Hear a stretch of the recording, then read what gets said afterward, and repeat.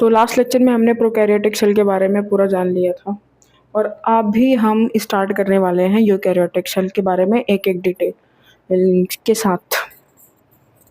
ठीक है, तो let's start eukaryotic cell. Eukaryotic cell, अब यूकैरियोटिक को यूकैरियोटिक क्यों कहा? ठीक है, तो यू मतलब ट्रू, कैरियोट मतलब न्यूक्लियस, जिसके पास ट्रू न्यूक्लियस है वो यूकैरियोटिक है। ठीक है, ट्रू न्यूक्लियस के अलावा इसके पास और क्या है? ठीक है, ये सेल के बारे में अगर हम यूकैरियोटिक सेल के अलावा सेल यूकैरियोटिक सेल के बारे में अगर हम बात करने जाएं, उसके पास ट्रू न्यूक्लियस के अलावा भी और क्या क्या चीज़ें हैं। तो एक सेल के पास क्या होता है?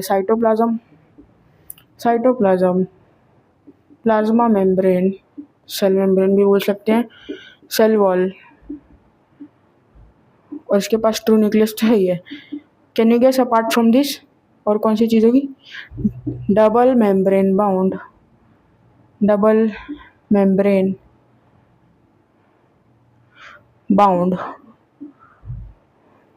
Cell organelles. ठीक है, और सिंगल मेम्ब्रेन बाउंड ऑर्गेनल्स, और न्यूक्लियस चाहिए, न्यूक्लियस के अंदर भी न्यूक्लियोलस होगा, और ये सारी चीज़ें हम आज के लेक्चर में डिस्कस करने वाले हैं।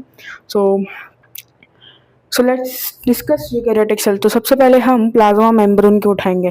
जैसे कि मैंने आपको पहले ही लेक्चर में बता दिया था कि ये पूरे सेल बायोलॉजी का सबसे इम्पोर्टेंट टॉपिक है यूकैरियोटिक सेल, क्योंकि हम इसमें एंडोसिम्बायोटिक थियरी, एंडोमेम्ब्रेन सिस्टम और न्यूक्लियस के बारे में भी अच्छे से पढ़ते हैं। और पूरा न्यूक्लियस हमारी सेल बायोलॉजी जो है ना अपना न्यूक्लियस के अंदर, वो न्यूक्लियस ही चलता है। 12th में आने के बाद आपको मॉलिक्यूलर बेसिस ऑफ इनहेरिटेंस पढ़ना पड़ेगा, प्रिंसिपल्स ऑफ इनहेरिटेंस पढ़ने पड़ेंगे, जो क्रोमोसोम और डीएनए पैकेजिंग, ये सब न्यूक्लियस के अंदर ही सारे कारनामे होते रहते हैं।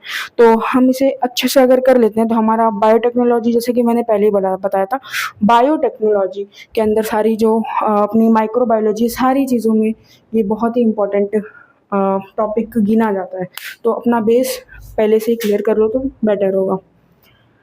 So let's start with cell wall. तो सबसे ऊपर वाला सबसे मतलब इजी टॉपिक उठाते हैं पहले, सेल वॉल, फिर देन हम उठाएंगे प्लाज्मा मेम्ब्रेन, देन हम सारे ऑर्गेनल्स को उठाएंगे। ऑर्गेनल्स से उठाने से पहले कि हाँ, एक सिस्टम होता है एंडोमेम्ब्रेन सिस्टम, मैंने उसका शॉर्ट्स अपलोड कर दिया है, एक बार उसे देख लेंगे तो ज़्यादा बेटर होगा। आगे मैं उसको और कंसेप्चुअली पढ़ाने वाली हूँ, एक एक ऑर्गेनल को उठा के, माइटोकॉन्ड्रिया, क्लोरोप्लास्ट, सारी चीज़ों को। ठीक है,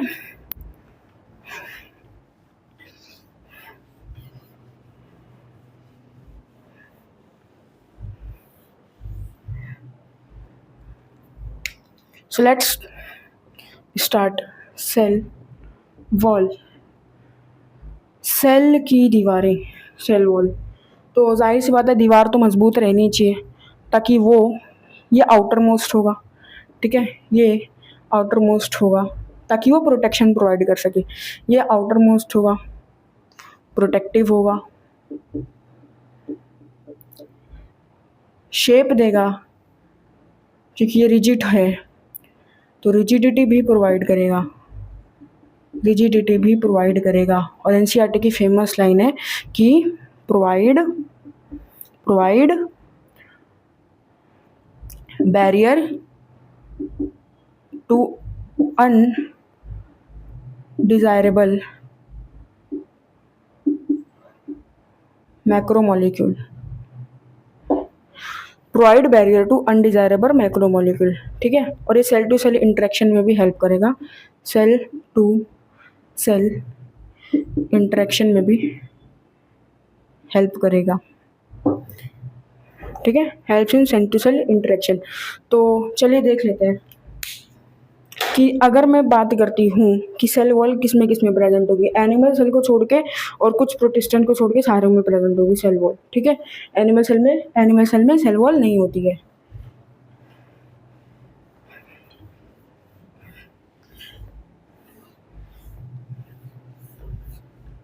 आपको ये चैप्टर ख़त्म होने के बाद मैं एक शीट दूंगी जिसमें मतलब सारी चीज़ें होंगी, किसको डिफरेंस शेड करना है, एनिमल सेल और प्लांट सेल के बीच का क्या डिफरेंस है, प्रोकैरियोटिक और यूकैरियोटिक सेल का क्या डिफरेंस है। मैं वो इसलिए नहीं अभी दूँगी ताकि आप अपने आप ही उस सारी डिफरेंस को याद कर लें, रटना ना पड़े। ठीक है, अब बिना रटे किसी चीज़ को खाली कॉन्सेप्चुअली समझने की कोशिश करते ना तो वो अपने आप एक मेमोरी बन जाती है, ठीक है, सबकॉन्शियस में बैठ जाती है चीज़ें। तो cell wall different different organism में डिफरेंट डिफरेंट कंपोजिशन से मिलके बनी होती है। तो सबसे पहले मैं बात करूँगी अलगे की।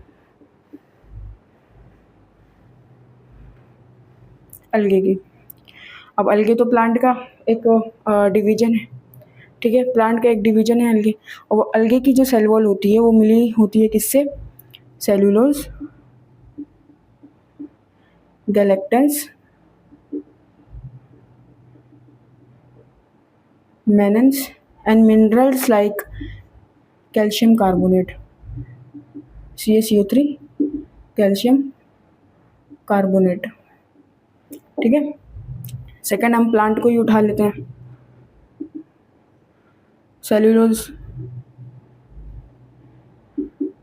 हेमी सेलुलोज, पेक्टिन, पेक्टिन्स, ठीक है। थर्ड क्राइजोफाइट्स यानी कि डायटम्स एंड डेस्मिड्स, ठीक है, डायटम्स एंड डेस्मिड्स। क्या कोई कमेंट सेक्शन में बता सकते हैं कि डायटम्स को हम और क्या बोलते हैं? बायोलॉजी के क्लासिफिकेशन में लिखा हुआ है, ठीक है, डायटम एंड डेस्मिड्स।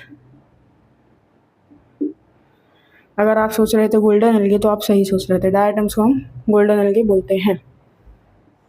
प्लांट हो गया, अलगे हो गया, एंड फंगाई की जो सेल वॉल है वो काइटिन से मिलके बनी होती है, काइटिन से मिलके बनी होती है, जो इसका होमोपॉलीमर होता है। जब मैं प्रोकैरियोटिक सेल वॉल पढ़ा रही थी तो मैंने उसमें बताया था कि उसमें जो शुगर वाला पार्ट है वो नैग और नैम से बना हुआ है। जो उसमें नैग है ना वो एनेसिटाइल ग्लूकोसामीन है, जो होमोपॉलीमर है काइटिन का, और काइटिन क्या है? Cell wall of fungi. So homopolymer of chitin, homopolymer of NAG. पुरानी एनसीईआरटी में यहाँ पे हेट्रोपॉलीमर दिया हुआ था, बट इसके ऊपर क्वेश्चंस आते हैं कि ये नैग होमोपॉलीमर है कि हेट्रोपॉलीमर है। तो एक ही शुगर है ना, एक ही टाइप की है, तो सेम सेम सेम सेम हुआ ना, तो होमोपॉलीमर ऑफ नैग। और नैग क्या था? एनेसिटाइल ग्लूकोसामिन, एसिटाइल ग्लूकोसामिन, ठीक है। और जिसकी सेल वॉल मैंने पढ़ा चुकी है, ठीक है, फिर भी मैं आपको एक जगह पूरे सेल वॉल का लिख के मिल जाए तो मैं उसे लिख देती हूँ बैक्टीरिया, यानी प्रोकैरियोट की जो सेल वॉल थी वो किससे मिलके बनी थी? पेप्टिडोग्लाइकन से, पेप्टिडोग्लाइकन्स से। पेप्टिडो का मतलब होता है पेप्टाइड बॉन्ड। पेप्टाइड बॉन्ड कहाँ होते हैं? अमाइनो एसिड्स के बीच में होते हैं। और अमाइनो एसिड क्या होती है?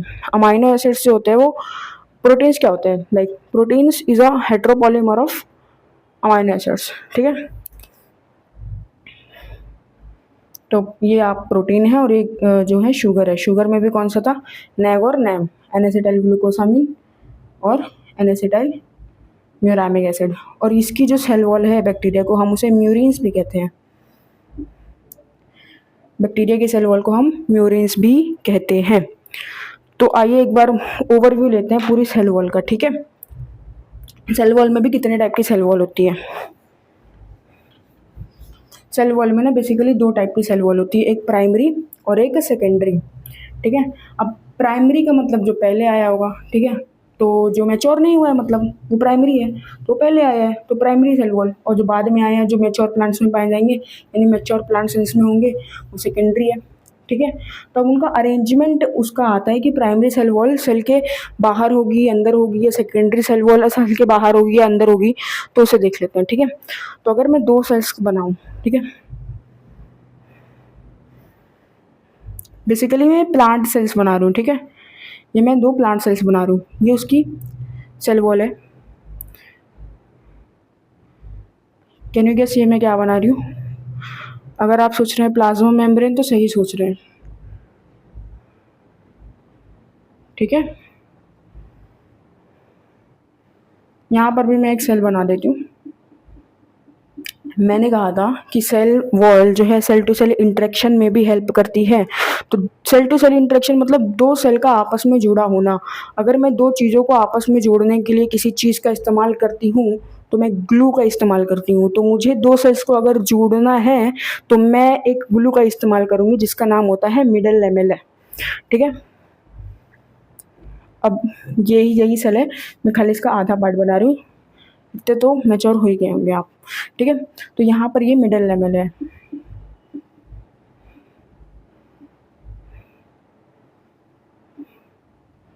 ठीक है, अब मिडल लेवल किससे मिलकर बना होता है? पेक्टिन से,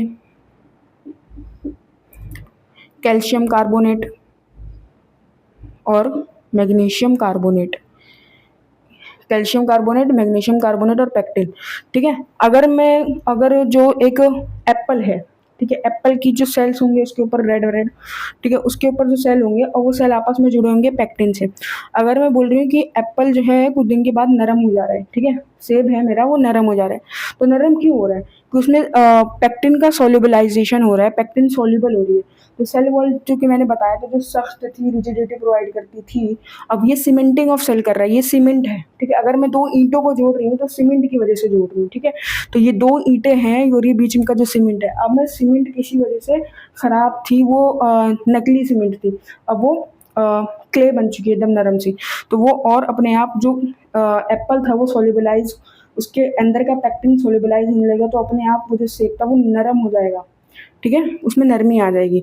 तो अगर ये सोल्यूबलाइज होता है, अगर मैं बोलूँ कि पेक्टिन जो है वो सोल्यूबलाइज हो जाता है, तो फ्रूट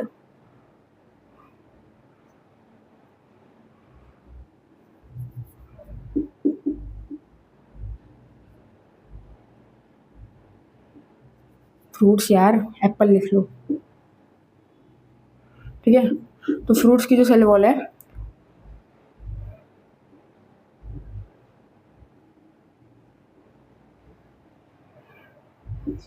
वो नरम हो जाती है, यानी कि वो सॉफ्ट हो जाती है।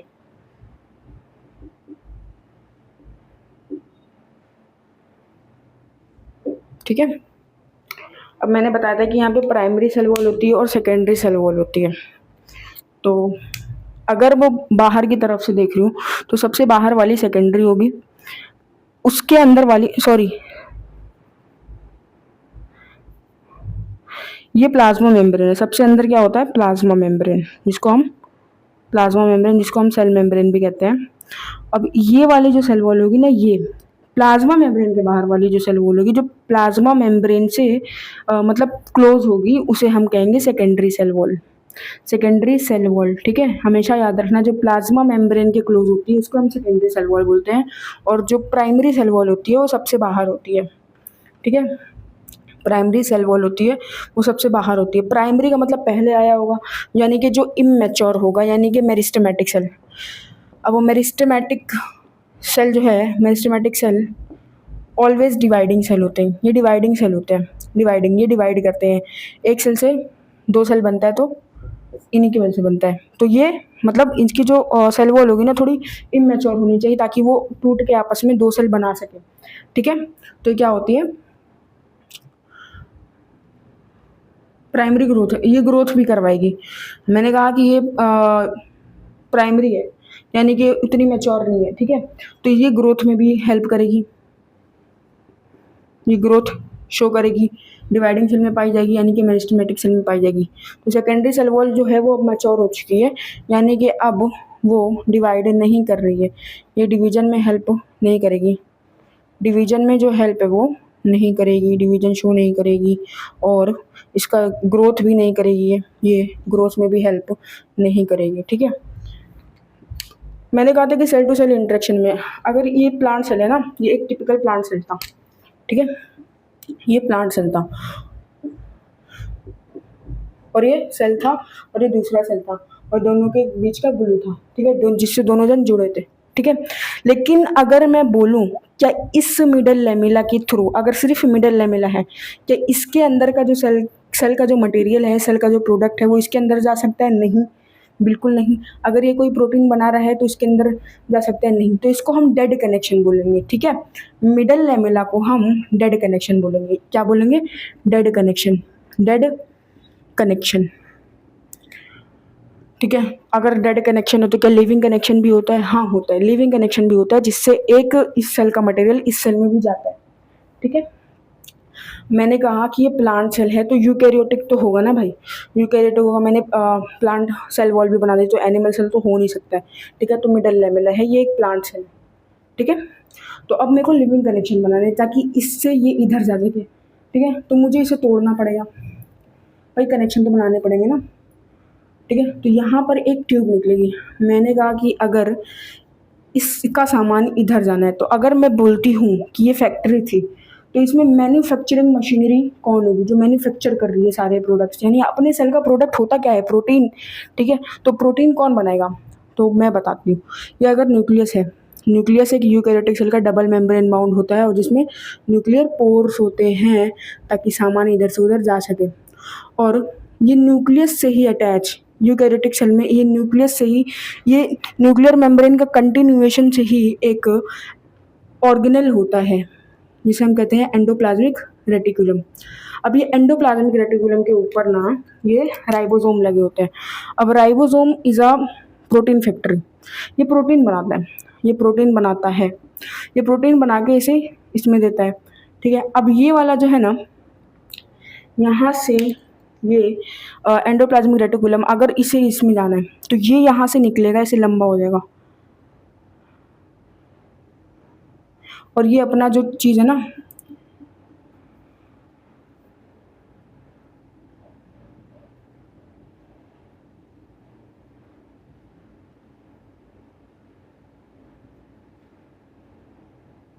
ये अपना प्रोडक्ट दूसरे दूसरे सेल के न्यूक्लियस में डाल देगा, ठीक है। दूसरे सेल के एंडोप्लाज्मिक रेटिकुलम, ईआर मतलब एंडोप्लाज्मिक रेटिकुलम, ठीक है।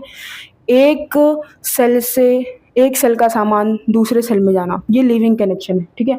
दोनों का प्रोडक्ट एक दूसरे के सेल में जा रहा है, ठीक है। तो ये एक लिविंग कनेक्शन है। तो इसी कनेक्शन को हम प्लाज्मोडेस्माटल कनेक्शन बोलते हैं। इसी कनेक्शन को हम प्लाज्मोडेस्माटल कनेक्शन भी कहते हैं। और जो एंडोप्लाज्मिक रेटिकुलम का ये जो पार्ट है ना, ये लंबा होके एक दूसरे के एक एंडोप्लाज्मिक रेटिकुलम का जो पार्ट है, ये दूसरे एंडोप्लाज्मिक रेटिकुलम से जाके मिला हुआ है। तो ये वाले पार्ट को, जो इससे इससे लॉन्ग ट्यूब्यूल जो बना है ना, इसको हम एंडोप्लाज्मिक रेटिकुलम का ट्यूब्यूल बोल सकते हैं, हाँ बोल सकते हैं। तो पेपर में ऐसे थोड़ी लिख के आएंगे कि हाँ ये एंडोप्लाज्मिक रेटिकुलम का ट्यूब्यूल है, तो ऐसे नहीं ले सकते, बड़ा हो जाएगा थोड़ा। तो इसे हम एक नाम दे देते हैं, डेस्मोट्यूब्यूल, डेस्मोट्यूब्यूल। एंड लिविंग कनेक्शन, जिंदा है, ठीक है, क्योंकि यहाँ से प्रोडक्ट्स पास हो रहे हैं।